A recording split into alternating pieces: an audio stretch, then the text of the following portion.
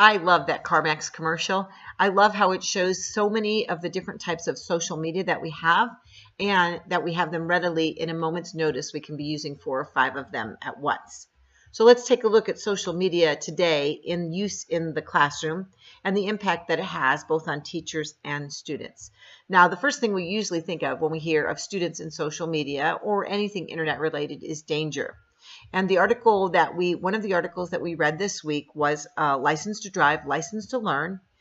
And the authors of that put innovation and safety on the same level, and they are treated with the same level of importance.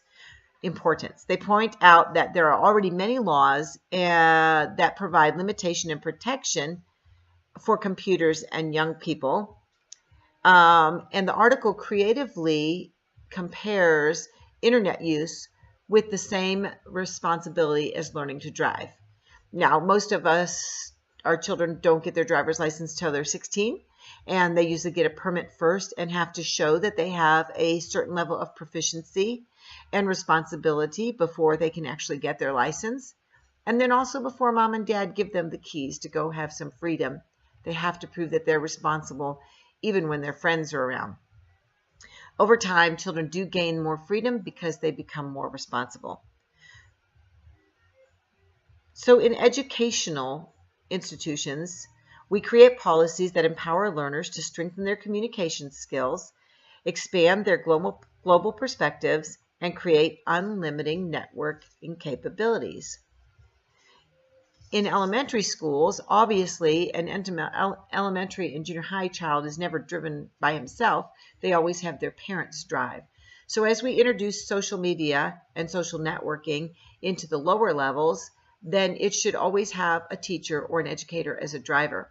One great example that the article gave was a teacher who set up her elementary school students with pen pals online.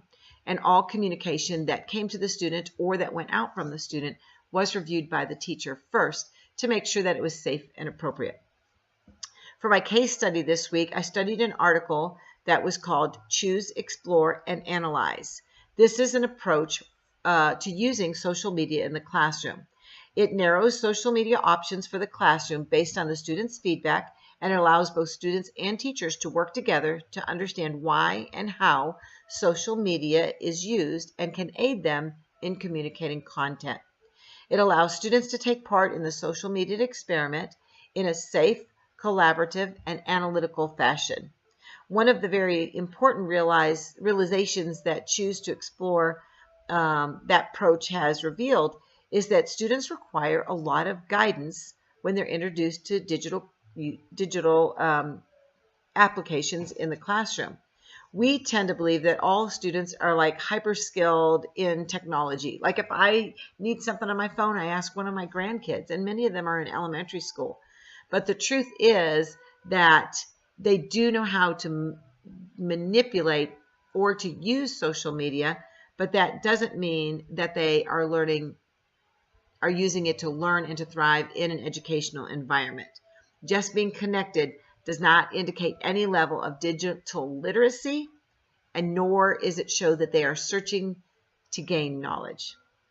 This year's kindergarten class will graduate in the year 2009. With this long-range goal in mind, educators should ask themselves, what will 2029 look like? Technology is advancing so rapidly that a prediction of this sort is difficult. Yet as educational technology advocates, it really is our duty to prepare them for the future.